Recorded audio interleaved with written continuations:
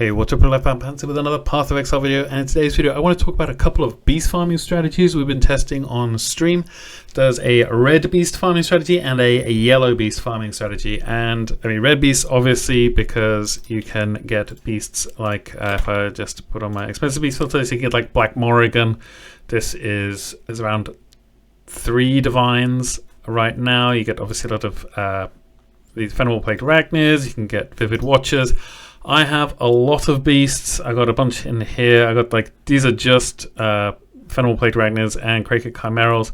And I've been selling yellow beasts as well. In fact, I used to have 2 quad tabs full of them. But I've been doing a couple of farms and I wanted to showcase them both right now. So the first one, this is just a yellow beast farm. And that means that we are taking our beast tree. We're using a scoured strand map, and we're using a bestiary scarab of duplicating, and this is to get as many yellow beasts as possible in the map, and you kill all the yellow beasts and then you leave. You actually ignore the red beasts. So we're just going to do this one really quickly. This is what our tree looks like. So we got the Nikos, we got all the bestiary stuff apart from this one here, Deadly Prey. I should have taken this off. I think, oh no, not this one, perhaps this one here. Yellow beasts have, in your map have a 15% chance to be replaced with red beasts. This is for the yellow beast only farm. And we're taking a bunch of heist, we're taking a bunch of the ore deposits nodes, because apparently the Starfall Crater, which drops, the boss of which drops the Svalin shield, which is like 130 divines now. The drop chance is in between 5 and 10%, something like that. But the boss, the Starfall Crater appears, I think it's a 1 in 10 chance for a Verisium node to be replaced with a Starfall Crater. Something I think Sushi said that, so he seems to know what he's talking about a lot of the time. So this is our tree. We're taking natural selection, hunt for creation, hunt for feral. This is all going to be in the description below, and that's the whole tree. It's not that much to look at, honestly. I took these packed with energy nodes. I tried out mining byproducts, not worth it, but it's it is what it is. So the yellow beast strat, you come in and you see, oh, there's a red beast, I don't care about that guy. And then you come out and you try and just kill all the yellow beasts. And then you wait for Einar to capture them. So you can see over here, we've got 1 out of 7 and then 2 out of 7. And then when he says his voice line, that's when the next one is actually captured. And then just taking all the nodes here, picking up all of our heist blueprints, and here's another yellow beast. Just kill it, and I imagine this would be really, really easy with, say, smite on Trickster, because you pump out a lot of damage with smite, and you can just pump these yellow beasts until they are very, very dead. And I think we've got 5 out of 7 so far. We've got a couple more smugglers caches and 1 more yellow beast lurking somewhere around. Oh, we didn't find it, and that's it. We just leave, and that's the whole yellow beast. So 55 seconds for a yellow beast farm. It's pretty quick. Now the other one I was doing is a red beast one, and I actually have to swap characters for this one because I have a specialized character just for doing this. I spent around 20 divines making this character. It's very similar to a heist runner. It has a lot of move speed, so if we scroll down, we see our move speed standing still without any flask active is 170%, and then it goes to 375 whilst we're zooming around. And this is for, the Scarabs are on the other character. Well, no worries, we've probably got some more here somewhere. So this is a much more traditional beast farm. So the bestiary scarab duplicating, we're taking 2 of the bestiary scarab of the herd, so we get 5 additional red beasts all the time, and taking no influence here because it actually impedes your ability. As soon as you come across a pack, you get that like the lightning shot from the sky to put a bunch of monsters in the map from the influence on the map if you take either Eater of Worlds or Searing Exarch. So by not taking any, it makes it much easier to actually see what kind of monsters you're dealing with, what kind of beasts you're getting. So for this one is a very traditional red beast farming strategy. And so we come here, we see these are just spiders. This is like devourers. This is like a crab. This is a wolf. We come over, we take our smugglers caches, pick up these. These are just speed boosts. There's a Rex. There were Rexes or rowers. There's a rowers. Another set of blueprints, hopefully, from these. This is a regular watcher. This isn't the vivid watcher, the one from Harvest. The beasts you actually want, there's only around, I think, 5 or 6, something like that. Sometimes I have a little difficulty seeing which kind of beasts, like this one. This is the Minotaur, we don't care about that guy. This is a Watcher, we don't care about that guy. But maybe there's another one here. It's a goat. So sometimes the only ones I have difficulty identifying, I think, are the Kraket Chimeras, which are the gem frogs.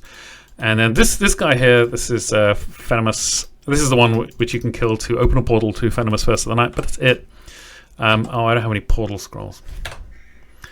Anyway, that was a 1 minute and 6 second map. And let's take a look at our results. I ran 40 of the, I've got a spreadsheet right here. I ran 40 of the yellow beasts, 40 maps of the yellow beasts, and it was very quick because my character is, is pretty strong, but it's, like almost 2 months into the league. It's not surprising that it's strong enough to kill yellow beasts very quickly now. And I did it it was very, very quick. I think it was, even though sort of move speed focused character, it was very quick to get through them all. So the strand maps, we paid, I think, around 5C each. I alted them as well. I'm not sure why I alted them, but I think it was just for some, I think I wanted to drop some extra maps or something like that. And then the duplication Scarab, those were 5.5 chaos each. I think they're cheaper now as well. They're like 4.5. And then the Heistcraft, that was 6 chaos, and then the Pokeballs, because once you get your yellow beasts, then you have to go to the Menagerie and you talk to Einar and you buy all these Pokeballs. And I think I don't have any chaos orbs, but I do really. So if I do that, and then now it will know that I do. So you have to buy these Pokeballs, and then you go into in here, and you have to do this. This is actually the quick way of doing it. Like this, and then you just pick these up, and then you go and put them in your yellow beasts tab, and then you go sell them on TFT or whatever other trade site you want to use, and they are going for 4 divines for a set of 60. So basically a full inventory. You can get 4 divines for it. I sold a lot of them of 4 divines already, as in 1 3/4 of a quad tab already of yellow beasts. And I also sold a quad tab before of them as well. So we found 514 yellow beasts in 40 maps, which is quite a lot. But this is, again, it's actually 257 because it's a duplication Scarab, so it doubles the amount of yellow beasts that we get. And from that, we got 1,120 chaos worth of blueprints. So those are going at 35C each. We got a bunch of deception contracts. Those are going for 20C each. So this is 22 deception contracts. Great blueprints. These are the ones where it's 3 out of 3 revealed wings or 4 out of 4 revealed wings. We got 740C of those. The yellow beasts were 6,339 chaos based on how much they were going for at the time. Resonators, I was using this node here, mining byproducts. It's not worth it, in my opinion. You could probably get something better. So I wouldn't bother with resonators. It was 1.5 divines over 40 maps. I think you could probably get something better on for the points. We did have to spend quite a few points to get it. But the speed boost is nice from Nico when when you were zooming through the maps, currency and maps. I mean, this was fragments, scarabs. We just got some bubblegum stuff. I probably shouldn't even bother counting that. Let's not count that. Okay, and that brought our profit per map out to 195 chaos per map, and our investment at 29C. So I think. So it cost us in total 1,178 chaos, and in only blueprints we got 1,120. So basically the blueprints sustain all of your beast farming activities when you're doing these, and it's very decent income. The amount of money you get from the beasts is very high. So yellow beasts, it's good, but this took us, 1 hour and 12 minutes to run these 40 maps. And that might sound like it was a long time per map, but it wasn't. It was most of the maps were under a minute. So I think it was 48. It was 48 minutes for all the maps to run them all, and then the entire rest of the time was putting 514 beasts in Pokeballs. Oh, my poor wrist. It's horrible, and I don't think you should do it, honestly. 4 divs is like the highest price I've ever seen for beasts, and I'm not sure it's worth it still, honestly. It hurts so much, and you have to, you're doing like this, click, click, click, click, click, click, click, click, click, and then you mess it up and you start wandering over here, and it's such a chore. So I don't think this is worth it. The red beasts, on the other hand, I did 100 of these. This was very quick. 100 strand maps. We got 200 Scarabs of the herd. Duplication Scarabs, 100 of those, and then the Heistcraft, and then 50 Pokeballs because we got way less beasts because we're only capturing red beasts. And the blueprints, I mean, this is 2,800, but also don't forget this is we only did 40 maps here. We did 100 maps here. So the blueprints, again, the total cost was 2,000 for all of this stuff, and the blueprints far exceeded how much it cost us to do everything. Deception contracts, 1,200. We got a bunch of those. Great blueprints, 1,818 chaos. So this is just the really best stuff. I've actually got this one still. So this is the results from the red beasts test. So I think this is 80 blueprints, and a 35C. So it's 80 times 35. So it's 2,800. So there's 80 blueprints, and then these are the really good ones. So these are the 3 out of 3 ones. These are the 4 out of 4 ones. These sell so quickly on, if you're gonna sell them on whatever trade site you want to. Resonators, again, 350C in resonators, about 100 or so. I think it was actually 360C, but I rounded it down. And then the red beasts, 9,936 chaos for all the red beasts, and that the profit per map is 141 chaos. And these maps are fast. These are very fast because we're using a fast character, and my character's not even that fast.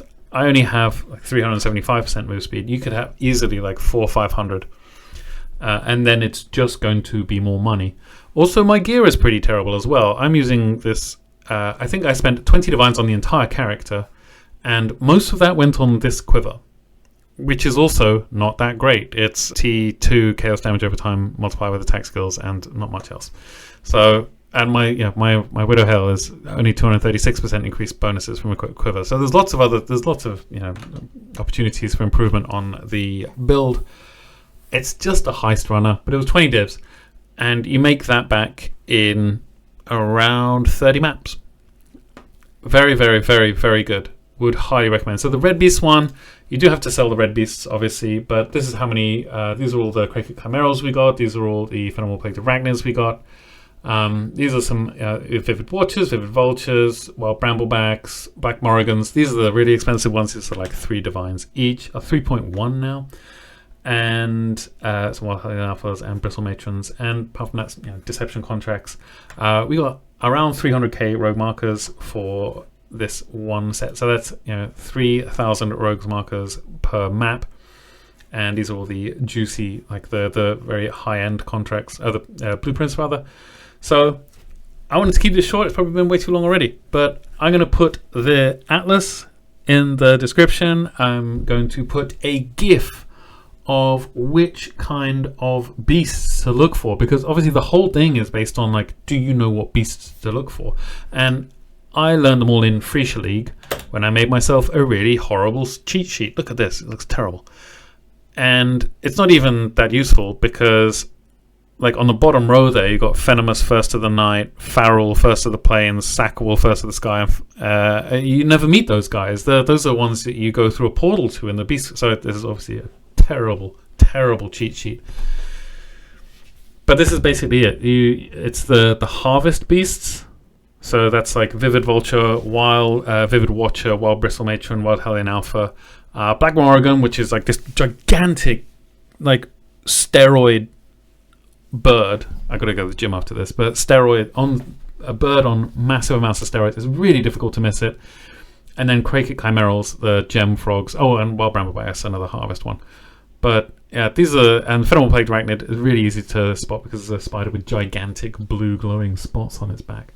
But yeah, Crake Chimeral is the only one that's really difficult. Vivid Watcher, you'll frequently find regular watchers in your maps, and a lot of the time you can tell because the beasts are surrounded by copies of themselves.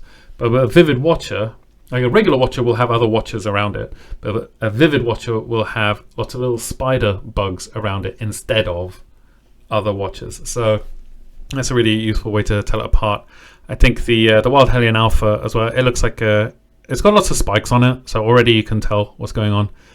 But it also breathes purple flame, not orange flame like the regular Hellion Alpha. But yeah, that's it.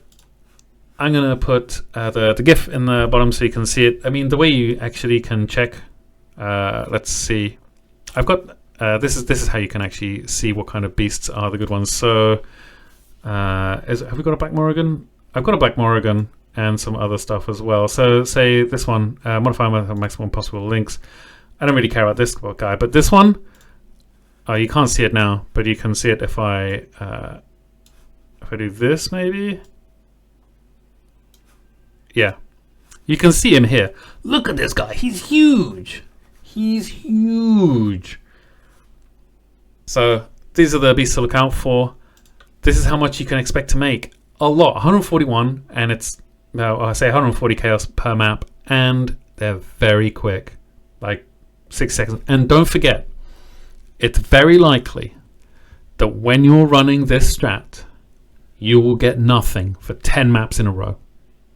That's completely normal. I only got like 4 Black Morrigans in 100 maps. And really, that's just 2 Black Morrigans because it duplicates them. So I only got 2 in 100 maps. So it can be a long time between, I've run 20 maps sometimes and I get nothing. And I start feeling like, oh, maybe I've missed something. But it's normal. It's normal. And you're maintaining money from the blueprints alone. Anyway, that's it for me. I hope you enjoyed this. I'm going to keep running this blueprint stack because it just prints a lot of money. It's really, really good. I say at least 40 to 50 divines an hour, depending on how fast you are. So I'm going to reinvest in my build a little bit so it goes a bit faster. Anyway, that's it for me. I hope you are kind to everyone you meet. I love you all very much. And I'll see you next time. Cheers.